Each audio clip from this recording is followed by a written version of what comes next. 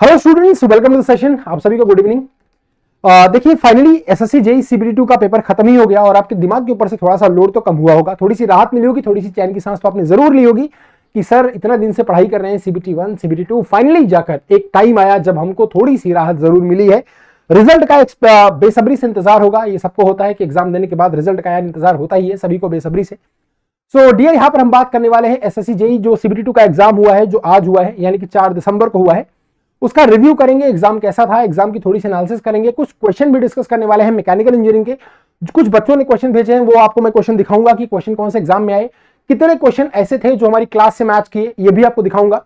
मैं आपसे हमेशा कहता था कि क्लास जरूर अटेंड करिए, आपको बहुत फायदा होगा। क्लास अटेंड करने से आपको डेफिनेटली बहुत ज्यादा फायदा होगा। तो यहाँ पर मैं आपको दिखाने वाला हूं कुछ एग्जाम के रिव्यू के बारे में, एग्जाम का पैटर्न कैसा रहा, क्या टाइम जितना था उतना टाइम सफिशिएंट था, पेपर का लेवल कैसा था, और कुछ क्वेश्चन भी मैं आपको दिखाऊंगा जो बच्चों ने मुझे भेजे हैं, मेमोरी बेस्ड क्वेश्चन, वो मैं आपको दिखाऊंगा। आइए तो शुरू करते हैं बेटा। सबसे पहले मैं आपको एक चीज दिखाता हूं।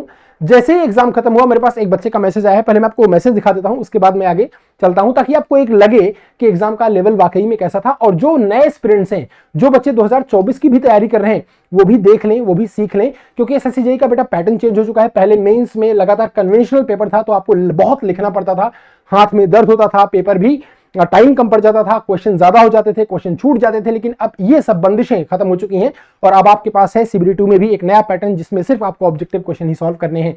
तो सबसे पहले मैं आपको दिखाता हूं बेटा, एक बच्चे ने मुझे मैसेज किया है और जैसे एग्जाम खत्म हुआ है 11 बजे, बच्चे ने मुझे 12:30 के अराउंड मैसेज किया। मैं आपको सबसे पहले मैसेज दिखाता हूं कि बच्चे का मैसेज क्या था। देखिए, ये मैसेज बच्चे का आया मेरे पास। बच्चे ने लिखा कि सर सारे क्वेश्चन आपकी क्लास से थे, सारे क्वेश्चन आपकी क्लास से थे, यानी कि जो भी आप क्लास वाईटी अटेंड करते हैं, जो भी यूट्यूब क्लास आप करते हैं, जो भी पेड क्लास आप करते हैं, तो ऑलमोस्ट सारे क्वेश्चन आपको वहीं से मिले। और जो बच्चे पेपर दिए हैं वो जानते होंगे, आप मेरा रेगुलर सेशन अगर देखते होंगे तो आपको पता चला होगा कि सारे मतलब ऑलमोस्ट 90-95% क्वेश्चन आपको एज इट इज एग्जाम में मिले हैं। कुछ क्वेश्चन तो ऐसे मिले हैं जो सेम डेटा मैंने कराए हैं, वो भी क्वेश्चन आपके एग्जाम में आए हुए हैं। ठीक है बेटा, चलिए। तो पेपर का लेवल की अगर मैंने बात किया, मैंने बहुत सारे बच्चों से बात किया, 3-4 बच्चों से मैंने फोन पे बात किया, कुछ बच्चे मुझे टेलीग्राम पे मैसेज भी किए हैं। तो मैंने उन सबसे पूछा कि यार पेपर का लेवल कैसा था, क्या मॉडरेट था या इजी था या टफ था। तो बच्चों ने मुझे बताया कि कुछ बच्चों ने बोला सर पेपर का लेवल इजी था, कुछ बच्चों ने बोला सर पेपर का लेवल मॉडरेट था। यानी कि मैं एक इस नतीजे पर पहुंचा हूं, इस निष्कर्ष पर पहुंचा हूं कि आपके जो पेपर का लेवल था ओवरऑल वो इजी टू मॉडरेट था। ज्यादातर क्वेश्चन इजी थे तो इजी को मैं ज्यादा पॉइंट दूंगा, और कुछ क्वेश्चन थे मॉडरेट। ठीक है, तो इजी टू मॉडरेट आपका पेपर यहां पर था, यानी कि कुछ क्वेश्चन आपके इजी थे, मल्टीपल क्वेश्चन इजी थे और कुछ क्वेश्चन आपके मॉडरेट थे। ऑब्वियसली 2 घंटे में अगर आपको पेपर करना है, 2 घंटे में आपको 100 क्वेश्चन करने हैं, एक क्वेश्चन 3 नंबर का है, तो ऑब्वियसली आपको कुछ स्टैंड तो लेना ही पड़ेगा। ठीक है ना, यानी कि थोड़ा सा स्पीड में चलना पड़ेगा। तो जो बच्चे लगातार पढ़ते हैं उनके लिए पेपर हमेशा आसान होता है, जो बच्चे थोड़ा बहुत मेहनत करते हैं उनके लिए पेपर मॉडरेट होता है, और जो बच्चे बिल्कुल नहीं पढ़ते उनके लिए पेपर टफ होता है। ठीक है, तो पेपर का जो लेवल था बेटा वो इजी टू मॉडरेट था। मैंने बच्चों से ये भी पूछा कि क्या टाइम की अवेलेबिलिटी सफिशिएंट थी, क्या आपके पास जो टाइम था अवेलेबल, जो 2 घंटे का टाइम आपके पास था, क्या वो टाइम सफिशिएंट था, क्या वो टाइम सफिशिएंट था, जो आपके पास 2 घंटे का टाइम था, क्या वो टाइम सफिशिएंट था। तो बेटा बच्चों ने देखो क्या बताया, बच्चों ने बोला कि सर जो एसएससी जेईई में टाइम था 2 घंटे का, बिल्कुल सफिशिएंट टाइम था। यानी कि 2 घंटे में, 1-2 बच्चों ने मुझे ऐसा बोला कि सर 2 घंटे में पेपर को मैंने 2 बार कर लिया। यू वोंट बिलीव, पर बच्चों ने बोला कि सर 2 घंटे मैंने पेपर को 2 बार अटेम्प्ट कर लिया, मतलब मैंने पूरा पेपर एक बार कर लिया, दोबारा फिर से मैंने उसको रिव्यू भी कर लिया 2 घंटे के अंदर। ये आपको सुनने में भले ही वियर्ड लगे, थोड़ा सा ऑड लगे, लेकिन प्रैक्टिस मेक्स मैन परफेक्ट। अगर आप प्रैक्टिस करते हैं तो डेफिनेटली आपका सिलेक्शन होता है और आपको चीजें आसान लगना शुरू हो जाती हैं। छोटे मोटे रोड़ों को देख के, छोटे मोटे मुश्किलों को देख के हम घबरा जाते हैं, लेकिन याद करिए मांझी को जिसने इतना बड़ा पहाड़ तोड़ दिया सिर्फ एक छोटे से काम के लिए। तो जो मेहनत करते हैं उनके लिए बेटा हमेशा सफलताएं उनके कदमों में होती हैं। टाइम मैनेजमेंट क्या था, तो टाइम वो सफिशिएंट, यानी कि जो 2 घंटे का टाइम था वो आपके लिए सफिशिएंट था क्वेश्चन करने के लिए, तो कोई इशू वहां पर नहीं था। ठीक है, तो ये भी कोई दिक्कत वाली बात नहीं है। तो टाइम मैनेजमेंट भी आसान था, यानी कि टाइम भी बहुत ईजी था, मतलब टाइम बहुत ज्यादा अवेलेबल था। 2 घंटे में 100 क्वेश्चन आराम से बच्चों ने कर लिए। जिन बच्चों ने पढ़ा था उनकी बात मैं कर रहा हूं, आराम से पेपर कर लिए और उनका पेपर भी आराम से अटेम्प्ट हो गया। ठीक है, उसके बाद बेटा मैं बात करता हूं मेमोरी बेस्ड क्वेश्चन की। कुछ मेमोरी बेस्ड क्वेश्चन, अब आप देखिए ये सब क्वेश्चन आए हैं, हल्का क्वेश्चन है। क्वेश्चन में क्या पूछा है कि डीजल इंजन है जिसका कंप्रेशन रेशियो दिया है 15, cut off takes place at 6% of the swept volume, determine the efficiency of the diesel engine, take gamma equal to 1.4। ईमानदारी से दिल पे हाथ रख के बताइए, क्या क्वेश्चन आपने क्लास में नहीं किया है? क्या ये क्वेश्चन आप, और बड़ी बात नहीं है, पिछले 10-12 दिन की क्लास उठाकर देख लीजिए, आपको यही क्वेश्चन एग्जाम में क्लास में मिल जाएंगे। कैसे क्वेश्चन आपने क्लास में नहीं किए हैं? बिल्कुल किए हैं। तो बेटा देखिए, इस डीजल इंजन की एफिशिएंसी निकालना है, एक ही फॉर्मूला है डीजल इंजन की एफिशिएंसी निकालने का, क्या 1 - 1 by R to the power gamma -1 cut off ratio to the power gamma -1 divide by gamma cut off ratio -1। Gamma की वैल्यू आपको पता है 1.4 दिया हुआ है क्वेश्चन में, और कंप्रेशन रेशियो की वैल्यू दिया है 15। ले देके आपको निकालना है कट ऑफ रेशियो। अगर कट ऑफ रेशियो निकल जाए तो आपके पास कैलकुलेटर है और आप आराम से एफिशिएंसी निकाल सकते हैं। कट ऑफ रेशियो निकालने का 25 बार तरीका मैंने आपको बताया। जो भी कंप्रेशन रेशियो दे उसमें से एक माइनस कर दो। 15 - 1 कितना हो गया? 14। कितना हो गया? 14। और 14 में मल्टीप्लाई कर दो जो भी परसेंटेज दिया है, कितना आ गया? 0.06। तो 14 में आपने मल्टीप्लाई कर दिया बेटा 0.06 से, ठीक है। तो 0.06 से मल्टीप्लाई कर दिया तो कितना आ गया? 0.84। कितना आ गया? 0.84, ठीक है। और 1 ऐड कर दीजिए, 1 ऐड कर दीजिए तो कितना आ गया? 1.84 कट ऑफ रेशियो आ गया। कितना आ गया? 1.84 आपका कट ऑफ रेशियो यहां पर आ गया। 15 - 1 करिए, 14 आ गया। 14 में परसेंटेज से मल्टीप्लाई करिए 0.06 से, 14 × 0.06 0.84 हो गया। उसमें 1 ऐड कर दीजिए, 1.84 हो गया। अब 1.84 कट ऑफ रेशियो आ गया, बाकी कंप्रेशन रेशियो 15 है, गामा 1.4 है। एफिशिएंसी निकाल लीजिए। कमेंट बॉक्स में बताइए कितना आंसर आपने लगाया हुआ है, ठीक है बेटा। तो दूसरा क्वेश्चन देख लेते हैं। यहां पर दूसरा क्वेश्चन क्या आया? तो दूसरा क्वेश्चन अगर देखें तो आया कि what is the main function of steam generator. Steam generator का मेन फंक्शन क्या है? आपने नहीं किया है क्लास में, ईमानदारी से बताइए क्लास में आपने किया है कि नहीं किया है? स्टीम जनरेटर यानी कि बॉयलर। बॉयलर का मेन फंक्शन क्या है? कांस्टेंट प्रेशर पर स्टीम जनरेट करना। अब देखिए, जिस बच्चे ने मुझे क्वेश्चन भेजा है उसने मुझे ऑप्शन नहीं भेजा है, तो मैं ऑप्शन, मुझे नहीं पता कि ऑप्शन में क्या था, बट बॉयलर का या स्टीम जनरेटर का बेटा जो फंक्शन होता है वो क्या होता है? कांस्टेंट प्रेशर पर स्टीम जनरेट करना, ठीक है ना। एक बड़ी सी वेसल होती है जिसकी बड़ी डाया हो सकती है, बड़ी लेंथ हो सकती है, जिसे हम बॉयलर बोलते हैं। उसके अंदर आप स्टीम को जनरेट करते हैं कांस्टेंट प्रेशर पर। फ्यूल को बर्न करते हैं ग्रेट पर, कोल को बर्न करते हैं ग्रेट पर। जो कोल होता है वो कौन सा होता है? सब ब्यूटिमिनस कोल होता है, ठीक है। उसके बाद आप उसको पल्वराइज्ड फॉर्म में ग्रेट के ऊपर रख के बर्न करते हैं और स्टीम को जनरेट करते हैं कांस्टेंट प्रेशर पर। तो बॉयलर का काम तो यही होता है। और जो कोक भी हम यूज करते हैं बेटा यहां पर पावर प्लांट में, वो भी हम कौन सा यूज करते हैं? नॉन कोकिंग कोल यूज करते हैं, जिसमें कार्बन का परसेंटेज 75% से कम होता है बिकॉज ऑफ एनवायरमेंटल पॉल्यूशन, ठीक है ना। तो main function of steam generator, steam generator को बेटा हम और किस नाम जानते हैं? जिसे हम बॉयलर बोलते हैं। क्या बोलते हैं? बॉयलर बोलते हैं। तो आई होप आप सभी का पेपर यार अच्छा हुआ होगा। और बस बेटा ये जिंदगी का एक आखिरी कदम था, यानी कि आपके इस इम्तहान के घड़ी में, इस इम्तहान के दौर में ये एक मील का पत्थर था, आखिरी कदम था। अगर ये पेपर आपका क्लियर हो गया तो गवर्नमेंट जॉब पे आपका मुहर लगना तय है। रिजल्ट भी जल्दी आ जाएगा, बहुत जल्दी रिजल्ट आ जाएगा। हो सकता है इसी दिसंबर के एंड तक आपको रिजल्ट देखने को मिल जाए, या तो 10 जनवरी तक, दिसंबर एंड तक आपको रिजल्ट देखने को मिल सकता है। नया साल हो सकता है आपका बहुत अच्छा गुजरे और नया साल आपके लिए नए आयाम लेकर आए और नए कीर्तिमान आप स्थापित करें नए साल में।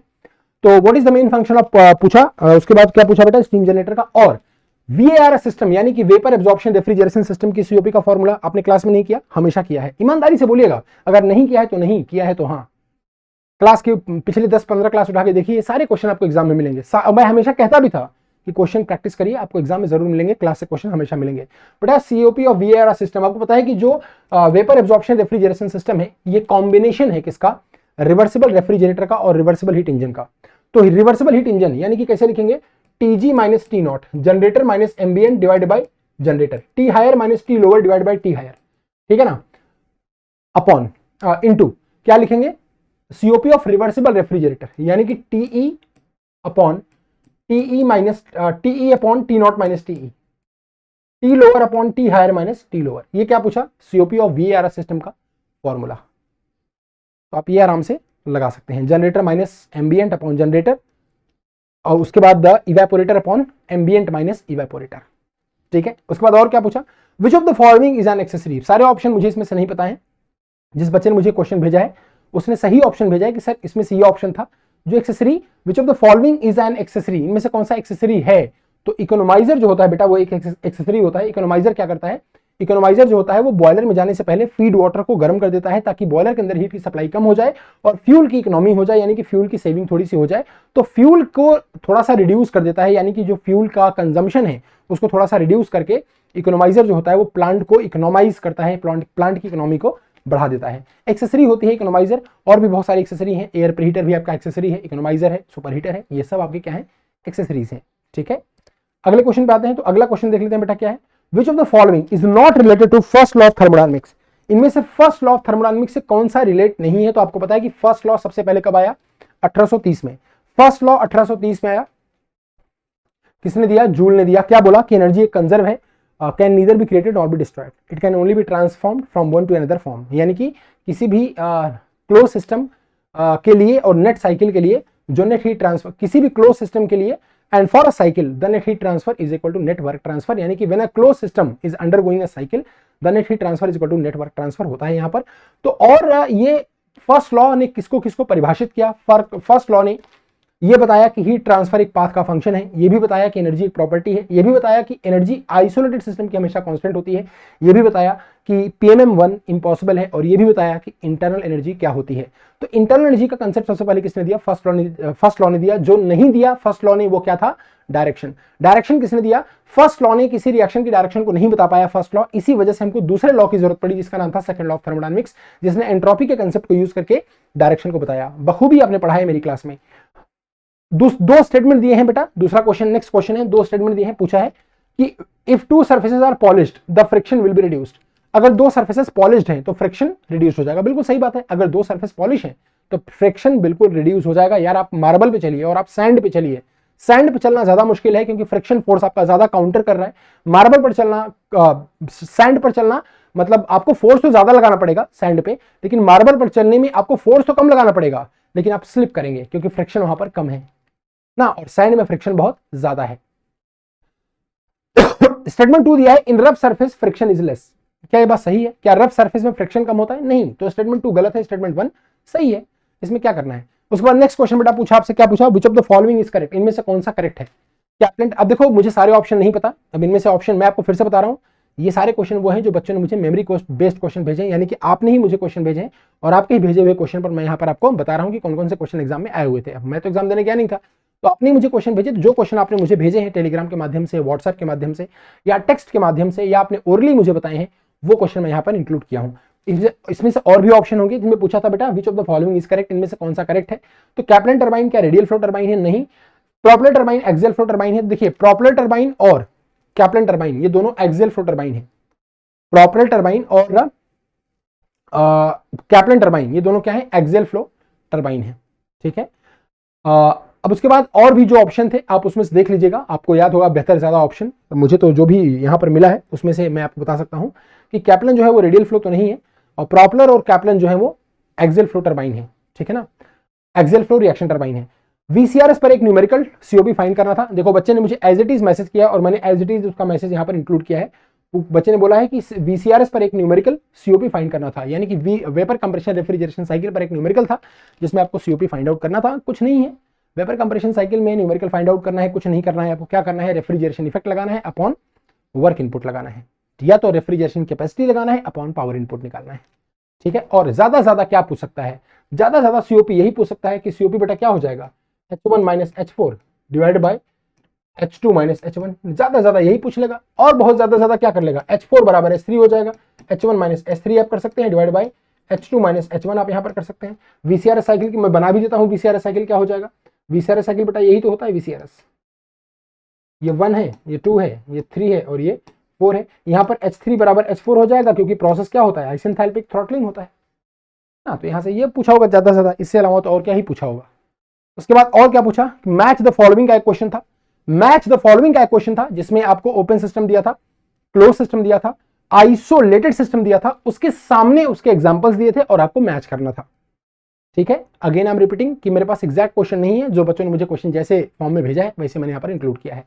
तो ओपन सिस्टम, क्लोज सिस्टम था, आइसोलेटेड सिस्टम गिवन था, देखो लिखा है गिवन था, और एग्जांपल्स दिए थे उनके, यानी कि आपको सिर्फ मैच करना था सिंपल। ओपन सिस्टम का एग्जांपल क्या है, क्लोज सिस्टम का एग्जांपल क्या है, आइसोलेटेड सिस्टम का एग्जांपल क्या है। आपको पता है क्लोज सिस्टम क्या होता है? जिसमें से सिर्फ मास ट्रांसफर ना हो, ओनली एनर्जी ट्रांसफर हो। अगर ओनली एनर्जी ट्रांसफर होता है, मास ट्रांसफर नहीं होता है, तो वो क्लोज सिस्टम है। दोनों ट्रांसफर हो रहे हैं तो ओपन है, और दोनों में से कोई भी ट्रांसफर नहीं हो रहा तो आइसोलेटेड सिस्टम है। फंक्शन ऑफ कार्बोरेटर ऐसा इंजन में क्या होता है? ईमानदारी से बताइए कि आपने नहीं किया क्वेश्चन ये।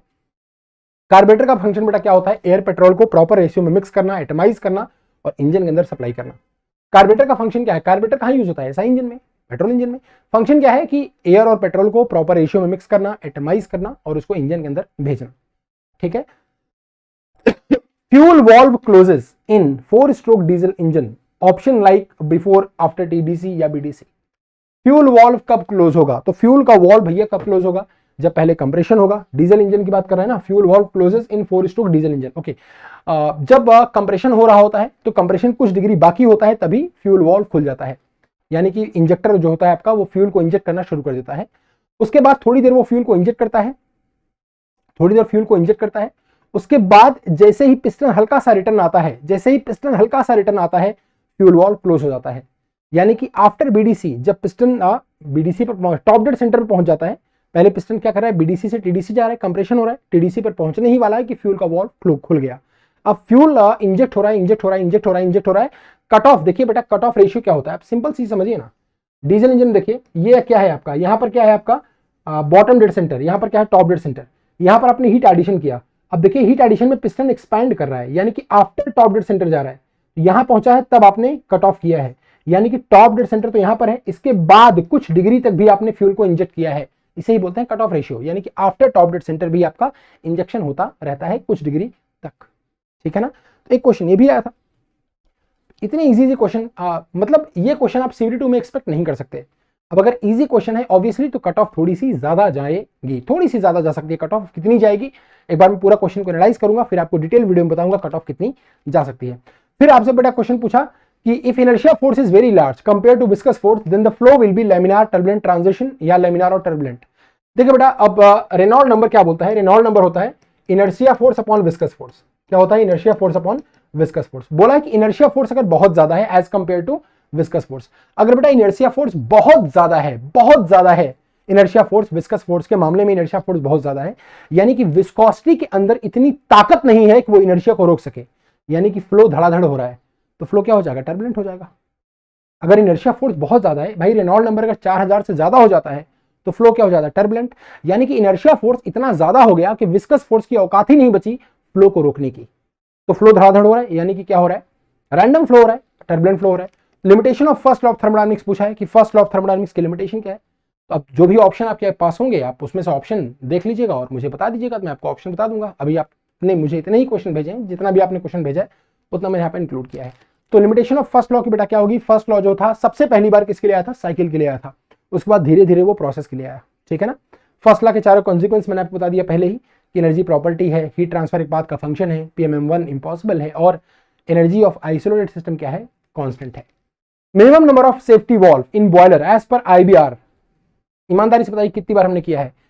आईबीआर यानी कि इंडियन बॉयलर रेगुलेशन के अकॉर्डिंग किसी बॉयलर में minimum number of safety valve कितने होने चाहिए, 2 होने चाहिए, ताकि अगर एक खराब हो जाए तो दूसरा आराम से काम करे, ठीक है। तो ये क्वेश्चन कुछ बच्चों ने मुझे भेजे थे जो मैंने आपको बताया, और आपने देखा होगा कि जो पेपर का लेवल था वो बहुत ईजी था, यानी कि बहुत टफ क्वेश्चन एग्जाम में बिल्कुल नहीं आए थे। पेपर का लेवल ईजी था, टाइम भी सफिशिएंट था, 2 घंटे बच्चों ने आराम से क्वेश्चन को फोड़ दिया है, पेपर को फोड़ दिया है, ठीक है। और आई होप कि आप सभी का सिलेक्शन हो जाए जल्दी जल्दी। एक सेकंड मुझे देना बेटा, ठीक है। तो आई होप कि आप सभी का सिलेक्शन बेहतरीन तरीके से हो जाए और आप सभी एसएससी जेई सीबीटी 2 को क्वालिफाई करके बस इस पायदान से निकलकर लाइफ में अपने स्ट्रगल को थोड़ा सा कम करें और एक प्लेटफॉर्म पर जाके सेट हो जाएं, यानी कि आपको भी गवर्नमेंट जॉब मिल जाए और आप भी पे कमीशन का फायदा उठाएं, टीएडी या चारे का फायदा उठाएं, गवर्नमेंट जॉब का मौज काटें, ठीक है। तो आप सभी को बेटा पेपर के लिए, आप सभी ने पेपर दे दिया तो आप सभी को बहुत सारी शुभकामनाएं, हार्दिक शुभकामनाएं, और अच्छे भविष्य के लिए, उज्जवल भविष्य के लिए हम सब की शुभकामनाएं आपके साथ हैं।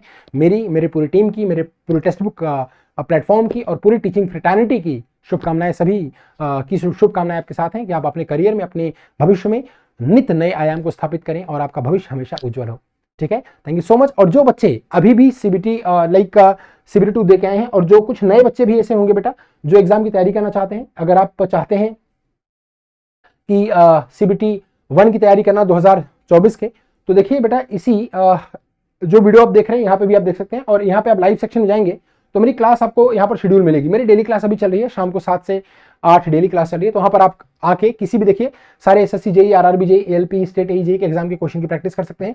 बाकी जो वीडियो यहाँ पर चल रहा है, इस वीडियो के नीचे भी आप डिस्क्रिप्शन बॉक्स में जाएंगे तो आपको मेरा टेलीग्राम का चैनल यहाँ पर मिल जाएगा, आप इसको ज्वाइन कर लीजिए। यहाँ पर ज्वाइन करने से आपको फायदा हो जाएगा कि आपको सारी क्लास की पीडीएफ वगैरह यहाँ पर मिल जाती है। जितने भी बच्चे क्वेश्चन डिस्कस वगैरह करते हैं, आप कोई भी क्वेश्चन मुझसे यहाँ पर पूछ सकते हैं, मैं आपका जवाब जरूर दूंगा। इसके बाद अगर आप चाहते हैं बेटा एजेई मैकेनिकल की डिटेल में तैयारी करना, यानी कि कंसेप्ट सीखना, और हमेशा उस क्वेश्चन मतलब आप जब क्लास को अटेंड करेंगे, आप जब पेड क्लास में आएंगे तो आपको हमेशा लगेगा कि जो भी क्वेश्चन एग्जाम में आता है CBT 2 में, इस लेवल का क्वेश्चन, इस डेटा बेस्ड क्वेश्चन मैंने ऑलरेडी पढ़ा हुआ है, तो आपको थोड़ा सा आसानी जरूर मिल जाती है, थोड़ी सी आसानी हो जाती है। तो AJEE मैकेनिकल का सफलता वाला बैच हमारा लॉन्च हो चुका है। SSC JEE 2024 की भी तक कंप्लीट गाइडेंस आपको मिलेगा, जिसमें टेक्निकल नॉन टेक्निकल सब कुछ मिलेगा। पे नाउ करना है, यहाँ पर प्लान को चेंज करना है। 12 महीने का अगर आप सब्सक्रिप्शन लेना चाहते हैं या 6 महीने का लेना चाहते हैं, तो 6 महीने में भी 2 ऑप्शन है। एक के साथ आपको प्रीवियस ईयर पेपर की 2500 से 3000 क्वेश्चन वाली बुक मिलेगी, जो सारे AJEE के एग्जाम के लिए हेल्पफुल है। दूसरे में आपको सिर्फ 6 महीने का कोर्स मिलेगा, तो आप जो चाहें वो ले सकते हैं, चाहे 6 month with PYP book, previous year paper book, या 6 मंथ विदाउट PYP बुक, या 12 मंथ का आप ले सकते हैं, जो भी आप चाहे ले सकते हैं। तो ये 14000 का पूरा कोर्स है, जो आपको 5809 में मिल रहा है। कूपन आप अगर अप्लाई करेंगे, यहाँ पर बॉक्स में आपको एंटर करना है R मिश्रा, यानी कि RMISHRA, ये बेटा आपको करना है एंटर और अप्लाई करना है। देखिए फिर आपको ये 5394 रुपये में पड़ जाएगा, यानी कि 5394 में पड़ जाएगा, और अपनी तैयारी को मजबूत तरीके से आगे बढ़ा सकते हैं अगर आप 2024 को टारगेट कर रहे हैं। जो बच्चे अभी नए आए हैं प्लेटफॉर्म पर, जो बच्चे 2024 में अपने लक को आजमाना चाहते हैं, वो जरूर इसको ट्राई करें। ठीक है, thank you so much guys, मिलेंगे आपसे शाम की क्लास में। Thank you so much, good day, take care and bye bye, love you all.